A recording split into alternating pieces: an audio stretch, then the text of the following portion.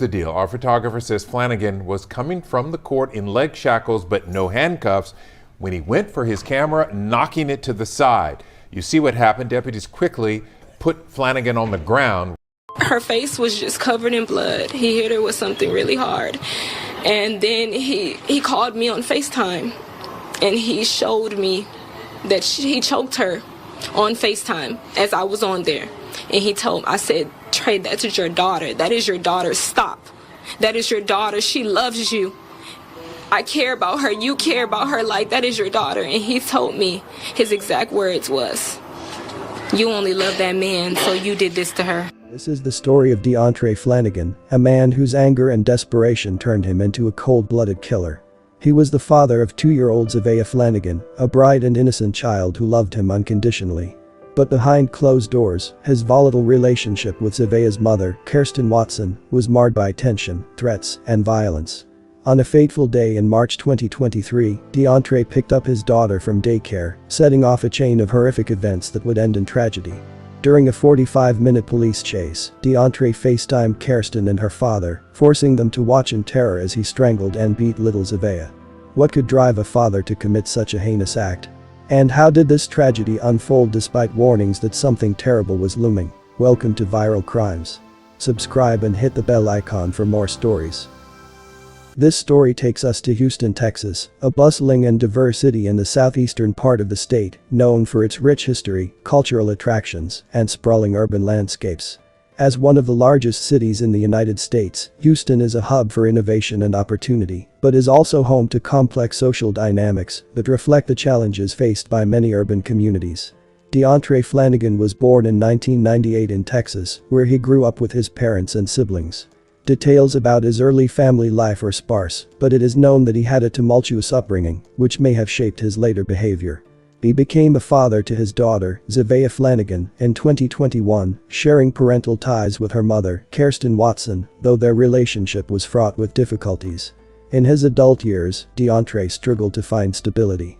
He worked various jobs, although none appeared to provide lasting financial security or personal fulfillment.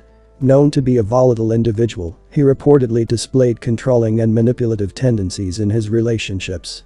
His interactions with others were marked by unpredictable outbursts of anger, suggesting underlying issues with managing conflict and emotional regulation.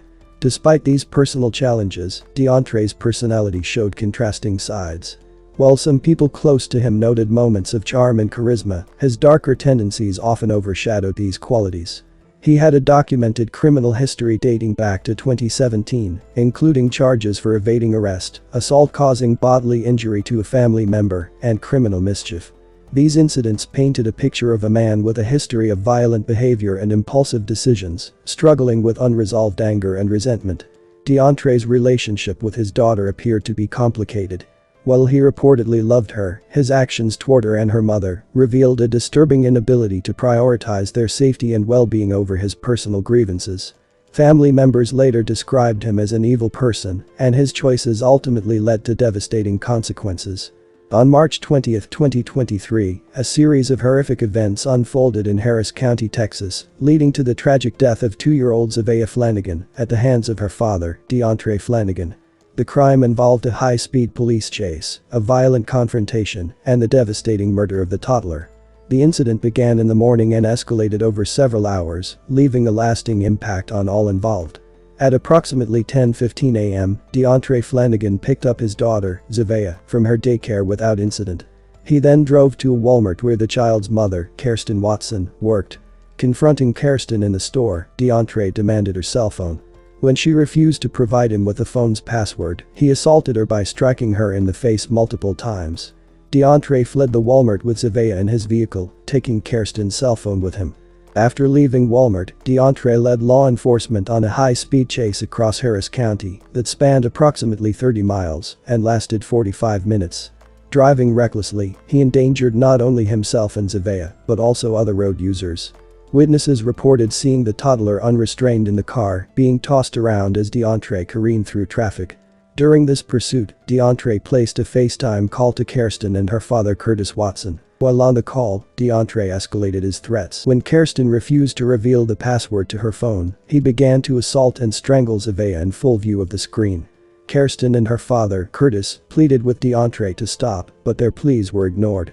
Deontray's chilling words to Kairsten, "This is what you made me do," echoed as he tightened his grip around his daughter's neck. Curtis Watson later testified about the unimaginable anguish of witnessing the attack. He described seeing the lifeless body of his granddaughter on the screen, a memory that continues to haunt him.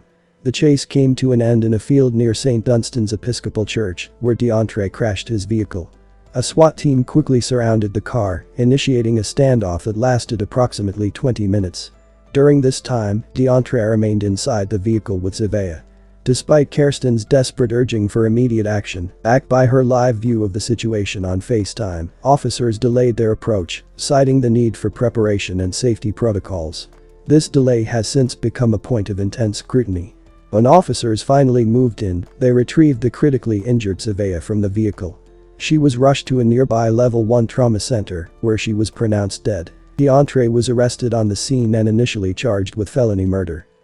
All right, well, happening today, we do expect to get our first look in court of the man charged with murdering his 2-year-old precious daughter.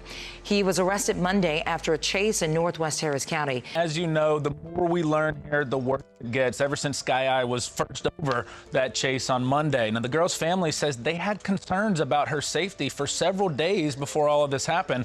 In fact, last Wednesday, they say Deontray Flanagan picked up little Zevaya and threatened to hurt her then, but they say nothing was done. Now, Flanagan, of course, is now charged with murder. According to court records, he hit little Zevaya with and against a blunt object and choked her as well, we've learned on Monday. The little girl's aunt just at a loss as to what the 2-year-old may have felt in her final moments.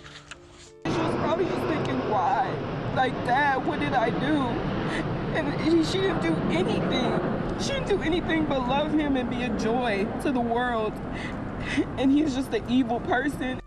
Now back to what we learned before all of this happened. We learned that Zevaya's mother called 911 at least twice to report that Flanagan may hurt her or had threatened her daughter in the days before Zevaya's murder. The sheriff's office does confirm that they responded to 2 calls, once on March 15th for a terroristic threat and again on the 19th for telephone harassment.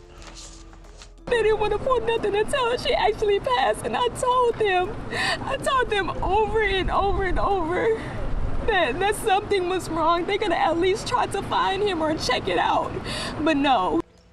So we took these questions to the sheriff's office. Why no action was taken? Well, they told us the district attorney's office just determined there wasn't enough evidence to charge him. Her face was just covered in blood. He hit her with something really hard.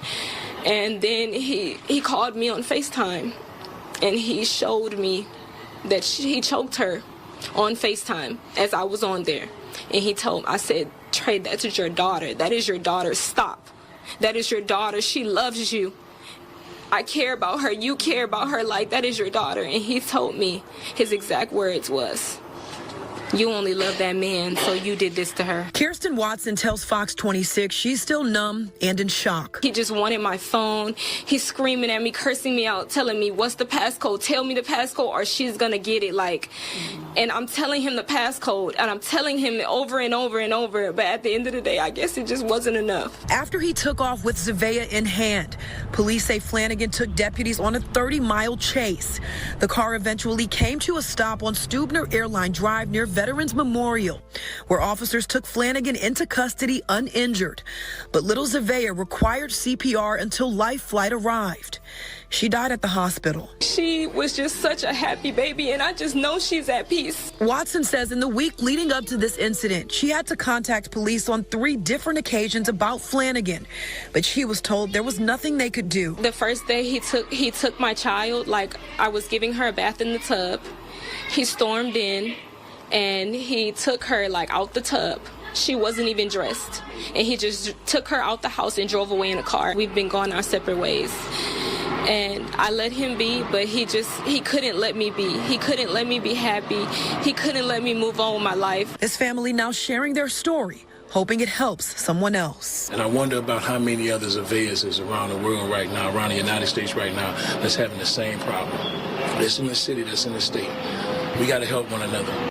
Now, officials say an internal investigation, by the way, is underway into what happened and whether or not all the protocols were followed on that day of Zevaya's murder. Now, as for Deontray Flanagan, he is due back in court today, didn't show up for his initial court appearance. We will be there today and let y'all know what happened. Deontray's brutal murder of his 2-year-old daughter could result in capital murder charges, pending Zevaya's autopsy report. Keith, the prosecutor tells me if a medical examiner's office determines that the 2-year-old little girl died due to strangulation, they then will raise the suspect's charge to capital murder. Deontray Flanagan wears a yellow jumpsuit with his hands behind his back in handcuffs as he appears for the first time in front of a judge. The 25-year-old charged with murder. Investigators say he picked up his 2-year-old daughter from daycare, went to the mom's job at Walmart, threatened her, then led law enforcement on a 30-mile chase with his daughter in the passenger seats without a seatbelt or car seats. Prosecutors say he video called the child's grandmother. In that FaceTime, they were watching the defendant strangle and assault the 2-year-old as he demanded Ms. Watson's phone password. Chow Wen is a trauma therapist with the GEM Wellness and Counseling Service. What an unthinkable tragedy that a child, a 2-year-old toddler, had to be weaponized as a result of domestic violence. The sheriff's office looking into its overall response surrounding this case, including the chase and the events leading up to it, including when deputies responded to the family home last week. This happened in a 5-day span, starting Wednesday night. The criminal justice system, law enforcement, prosecutors, they are there to protect survivors. Protective orders are meant to protect you, not to hurt you. In this case, it appears the system has failed this woman. The suspect, Deontray Flanagan, is now being held down here on a $2 million bond, increased this morning by a judge from $1 million. The mother of his child believes Flanagan just did not want them to move on without him. Photos of 2-year-old Zevaya reminds her heartbroken mother, Kairsten Watson, of the simple things she'll miss. I give her baths, we lay together, we sleep together, and now I won't be able to do any of that anymore. Zevaya's father, Deontray Flanagan, appeared in court for the first time this morning, 2 days after allegedly murdering the toddler. I'm just trying to wrap my head around why. How could you do this to your little girl? It happened, prosecutors say, after Flanagan got the girl from daycare, confronted Watson, who works at this Walmart, then snatched her phone. He later led deputies on a 45-minute chase with Zevaya unrestrained while allegedly FaceTiming Watson and Zevaya's grandfather, showing the girl being assaulted as they tried to reason with him. I know in her mind, she probably was just wondering, what did I do? What are you doing this to me for? I love you. Why are you hurting me? Curtis Watson was hopeful things might end peacefully. But then he showed me the lifeless corpse of my granddaughter.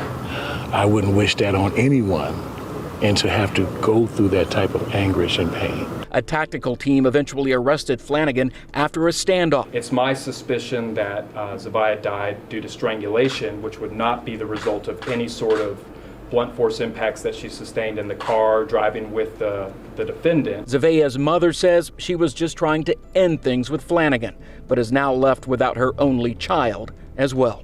All I was trying to do was provide for my daughter and move on, and I guess he just didn't want that. Didn't want that for us. And prosecutors say Flanagan's criminal history includes attacking his own brother, who has special needs. Flanagan's public defender did not comment following today's hearing. Meanwhile, the sheriff's office says it did respond to a call last week regarding allegations that Flanagan was making terroristic threats. However, there was insufficient evidence to file criminal charges at the time. Medical examiners later concluded that Zevaya died from strangulation and blunt force trauma inflicted during the chase. As the investigation unfolded and more evidence, including screenshots from the FaceTime call, came to light, the charge was upgraded to capital murder. The trial commenced in early 2025, and on January 13, 2025, a jury convicted Deontray of capital murder. He was sentenced to life in prison without the possibility of parole. Prosecutors detailed Deontray's violent history during the trial, highlighting prior convictions for assault and criminal mischief. Despite numerous warnings from Kairsten Watson about Deontray's threats, authorities failed to take preventative measures, a lapse that has since been widely criticized. The Harris County Sheriff's Office has launched an internal investigation to examine the police response and whether any procedural missteps occurred during the chase and standoff. Critics, including Kairsten, have questioned why law enforcement delayed their intervention, despite clear evidence of immediate danger to Zevaya. In the wake of Zevaya's death, the community rallied around her family, raising funds for her funeral expenses through a GoFundMe campaign. Zevaya's aunt, Casey Watson, expressed her heartbreak, lamenting the loss of a vibrant, loving child who was undeserving of such a fate. Kairsten has vowed to advocate for systemic changes, calling for better protection for domestic violence victims and their children. Her warnings to authorities in the days leading up to the crime went unheeded, leaving her feeling betrayed by the system meant to protect her family. What happened to Zevaya Flanagan should never have occurred.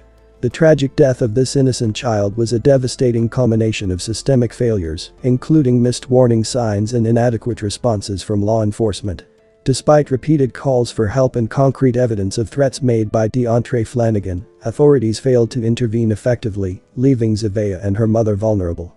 Stronger protections, such as taking reported threats seriously, conducting thorough investigations, and prioritizing the safety of vulnerable children, could have prevented this senseless loss. The impact of Zevaya's death will forever haunt her family, especially her mother, who was forced to witness her child's final moments in unimaginable anguish. Her loved ones are left grappling with profound grief, anger, and frustration at a system that did not act in time. My condolences to Zevaya's loved ones. May you continue to heal and one day find peace. Thanks for watching, and I will see you in the next video.